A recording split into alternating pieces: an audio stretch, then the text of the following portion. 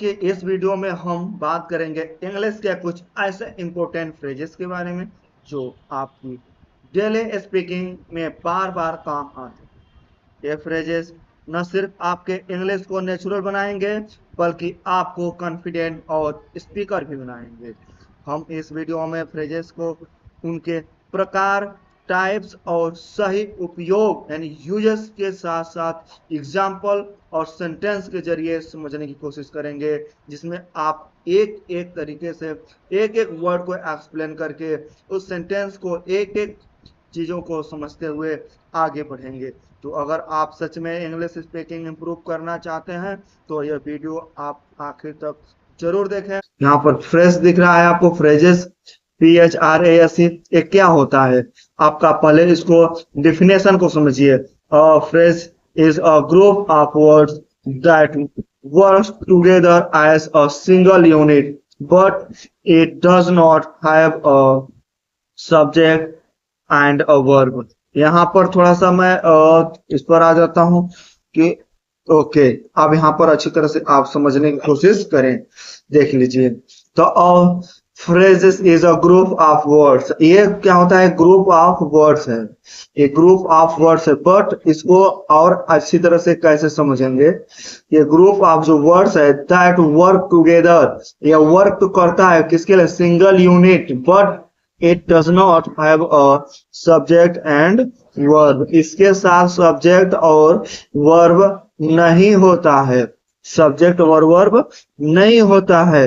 क्या है इसे हिंदी में समझ लें कि एक फ्रेज कई शब्दों का समूह होता है जो मिलकर एक अर्थ देता है, लेकिन इसमें सब्जेक्ट और वर्ब दोनों नहीं होते हैं। आइए इसको एग्जाम्पल के साथ, हम एग्जाम्पल फॉर क्लियरिटी की जो करते हैं इसके साथ समझ लेते हैं। एग्जाम्पल समझते हैं। यहाँ पर राइट किया गया है इन द पार्क, यानी कि बगीचे में या पार्क में। इसका तो कोई अर्थ ही नहीं निकल रहा है, कौन बगीचे में है, क्या पार्क में हो रहा है, बगीचे में हो रहा है, कोई मतलब कुछ भी आप इसका आप समझ नहीं पाएंगे कि पार्क में क्या है। तो यह सिर्फ बस जगह बता रहा है, इसमें ना तो सब्जेक्ट है और ना ही वर्ब है, इसलिए आप इसको क्या कहेंगे? तो फ्रेज कहेंगे। क्लॉज में क्या होता है? क्लॉज में सब्जेक्ट और वर्ब दोनों होते हैं। देखिए, फ्रेजेस और क्लॉज दोनों आपके सेंटेंस जो है वो शब्दों के समूह ही हैं, दोनों शब्दों के समूह हैं। बट फ्रेजेस में क्या होता है कि उसमें सब्जेक्ट और वर्ब दोनों अब्सेंट होते हैं, नहीं होते हैं। लेकिन क्लॉज में क्या होता है कि वर्ब और सब्जेक्ट दोनों प्रेजेंट होते हैं, दोनों होते हैं। यहाँ पर नेक्स्ट में दिया गया वेरी फास्ट। अब ये बताइए, यहाँ पर जब वेरी फास्ट कहा जा रहा है, बहुत तेज, क्या बहुत तेज खाने के लिए कहा जा रहा है, या बहुत तेज पढ़ने के लिए कहा जा रहा है, या बहुत तेज सोने के लिए, या दौड़ने के लिए? किस सेंस में किया जा रहा है? इसका कोई अभी तक आपको एग्जैक्ट मीनिंग नहीं उपलब्ध करा रहा है, समझने के लिए कोई सेंटेंस कंप्लीट नहीं हो पा रही है। इसलिए आप इसको किसके फ्रेजेस के माध्यम से रखेंगे और समझेंगे। तो यहाँ पर दिया है कि यह सिर्फ क्वालिटी बता रहा है, कोई सब्जेक्ट और वर्ब इसमें नहीं है। जब सब्जेक्ट और वर्ब नहीं है तो यह क्या हो जाएगा? फ्रेज हो जाएगा। ये क्या हो जाएगा? फ्रेज हो जाएगा। यहाँ तक आपको समझ में आ गया होगा। अब फ्रेजेस और क्लॉज में डिफरेंस क्या है इसको मैं बता दूं। तो अभी मैंने आपको बताया कि जो क्लॉज होता है, क्लॉज में क्या होता है, आपका सब्जेक्ट और वर्ब दोनों होते हैं।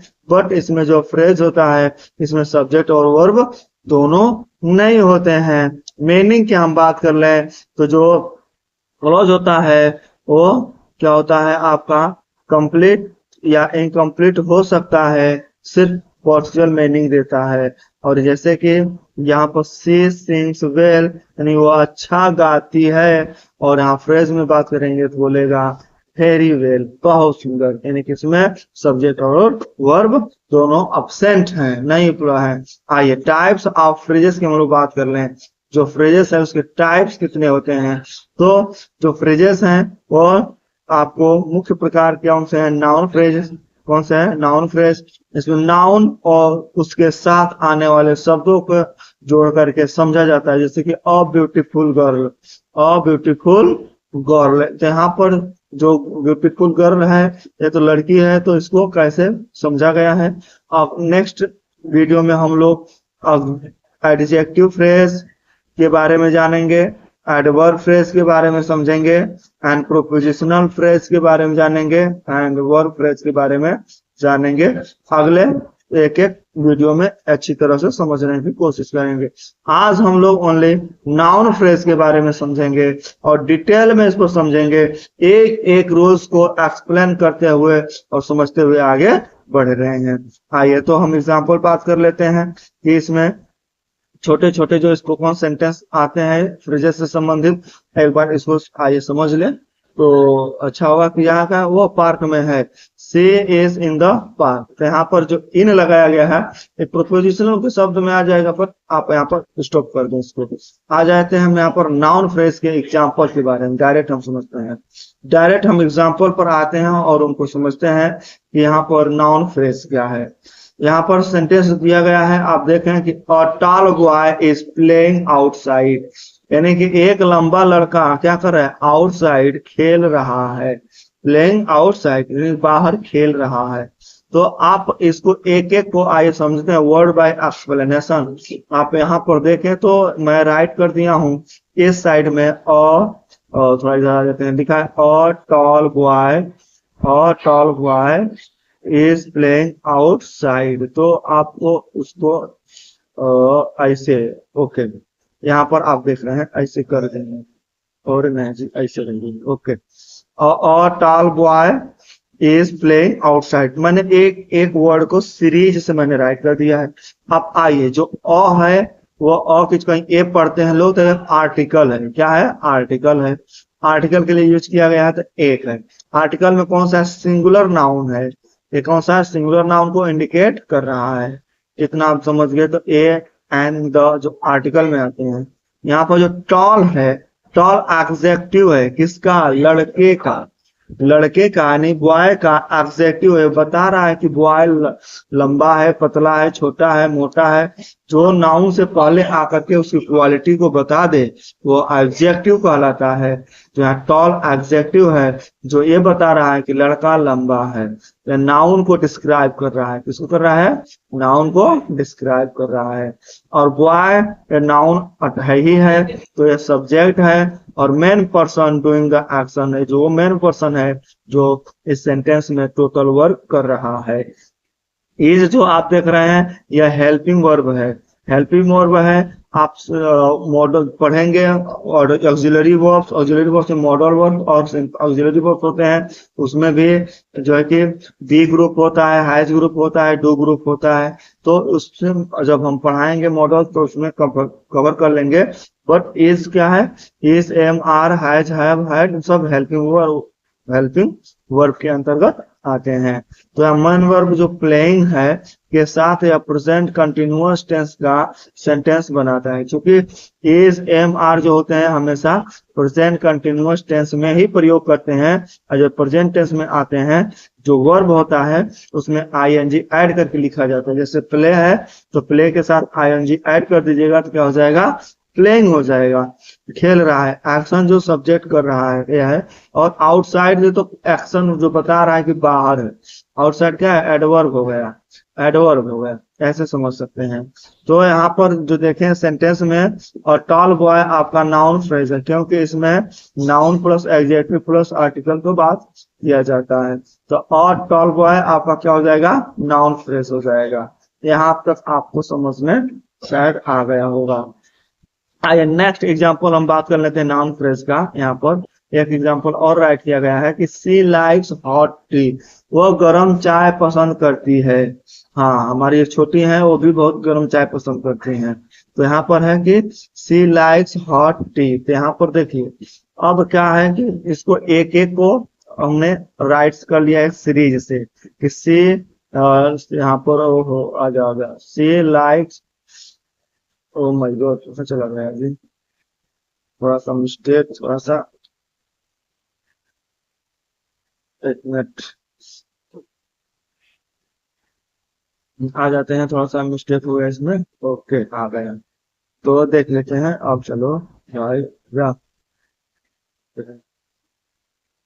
तो यहाँ पर जो देख रहे हैं सी, फिर यहाँ पर लाइट्स है, तो यहाँ पर आइए हम उसको ऐसे कर लेते हैं। ओके, यहाँ पर आप देख लीजिए, ये इसको क्या है, सी सी सी लाइक्स हॉट टी। अब सी क्या है, सी प्रोनाउन है, यह किसको है, सब्जेक्ट है, और यह जो एक जो काम करने वाला है उसको रिप्रेजेंट कर रहा है, तो सब्जेक्ट हो गया। और जो फीमेल है, ही होता तो मेल होता, तो यहाँ पर मेल फीमेल से आपको डिफरेंस नहीं करना है, अंतर नहीं करना है, बट ये समझिए कि ये प्रोनाउन है। लाइक आपको क्या है, वर्ब है, बट इसमें यस लगा देने से वो सिंगुलर वर्ब हो गया, क्योंकि जो सब्जेक्ट है वो सिंगुलर वर्ब है। तो यहाँ पर लाइक आप पसंद करता है, और मेन एक्शन हो गया। कौन सा, मेन एक्शन। हॉट आपका एडजेक्टिव है, क्या है, हॉट एडजेक्टिव है। क्यों एडजेक्टिव है, क्योंकि जो हॉट के बाद से जो पहले जो राइट किया गया, हॉट के बाद जो राइट किया गया नाउन टी है, टी आपका नाउन है, तो नाउन का विशेषता बता रहा है कौन, एडजेक्टिव। कैसा कर रहा है कि गरम चाय, गरम चाय, तो चाय कैसा है, गरम है, तो जो गरम चीज है वो विशेषता बता रहा है किसका, चाय का बता रहा है। ओके, इतना आप समझ गए होंगे। तो इस तरह से आप फ्रेजेस को अच्छी तरह से समझें। तो हॉट टी या नाउन का जो विशेषता बताए वही आपका क्या हो जाएगा, फ्रेज हो जाएगा। तो यहाँ पर हॉट टी क्या हो गया, फ्रेज हो गया, क्या हो गया, फ्रेज हो गया।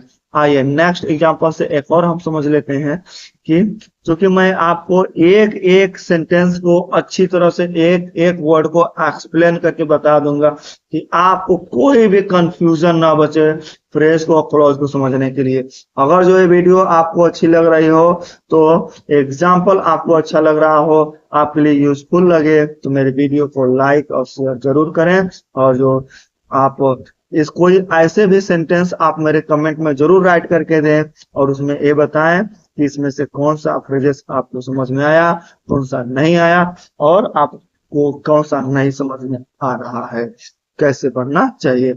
और जो पहली बार मेरे चैनल पर जुड़े हो, तो आप मेरे चैनल को सब्सक्राइब जरूर करें। इस प्रकार के बहुत सारे वीडियो आपको English spoken plus English grammar को आप समझने के लिए, सीखने के लिए आपको मिलती रहती है। तो आइए, यहाँ पर सेंटेंस कहा गया है कि the old man is very kind. आप यहाँ पर बात कर रहा है कि the old man is very kind, यानी कि वह बूढ़ा आदमी बहुत दयालु है। अब इसमें कौन सा फ्रेज है, तो यहाँ पर कौन सा फ्रेज है, आप बताइए, नाउन फ्रेज में कौन आएगा। यहाँ पर देख रहे हैं मैन क्या है, नाउन है, बट ओल्ड इसका पुराना होना, बूढ़ा होना इसका विशेषता है, एडजेक्टिव हो गया यह। क्या हो गया, एडजेक्टिव हो गया, इज वेरी काइंड। आइए हम इसको एक एक को एक्सप्लेन करके समझते हैं। यहाँ पर मैं राइट कर दिया हूँ, यहाँ पर देखते हैं आप लिखा गया है the old man is very kind. आपको यहाँ पर राइट करते हुए देख लिया कि एक एक को मैंने राइट, आपको समझना होगा तो आप भी ऐसे ही समझने की कोशिश करेंगे, तो आपको अच्छी तरह से समझ में आएगा। एक एक को राइट कर लें आप। द, मैंने पिछली वीडियो में बताया था ए एन और द दोनों आपके आर्टिकल हैं। तो ए जो होता है काउंटेबल होता है, एन भी आपको काउंटेबल होता है, बट एन वहां यूज होता है जिसका प्रोनाउंसिएशन और किससे होता है, वाउल से होता है, और द स्पेशल के लिए यूज होता है। तो द आपका आर्टिकल हो गया, कौन सा आर्टिकल हो गया, यहाँ पर मैन को स्पेसिफिक क्या कर रहा है, स्पेशलाइज कर रहा है। जो मैन है वह उसको बता रहा है, उसको स्पेशल बना रहा है।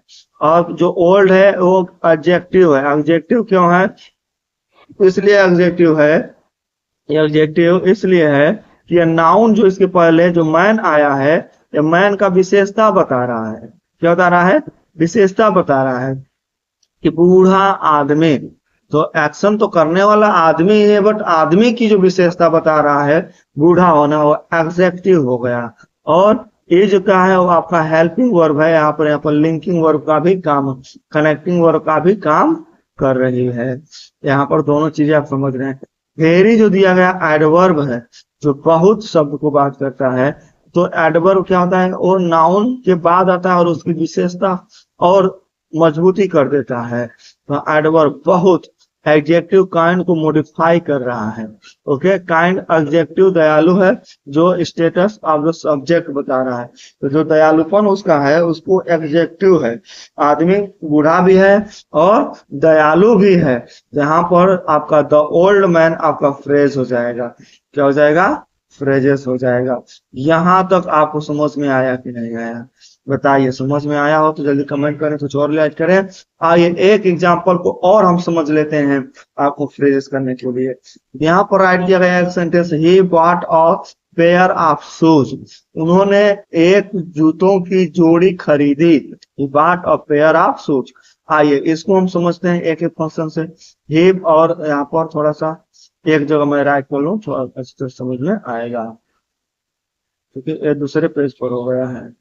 अरे भाई कहाँ है, हमको डिस्टर्ब कर रखा है। आ जाओ। Okay, he got a, but तो कौन नहीं आया, नाउन।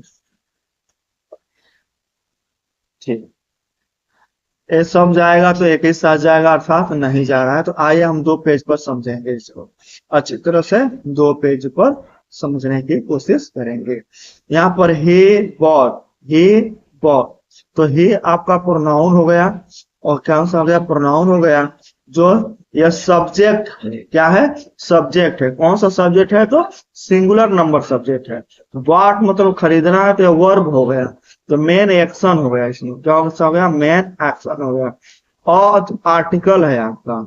और क्या है आपका? आर्टिकल है। ये कौन सा आर्टिकल? तो आपको काउंटेबल हो गया।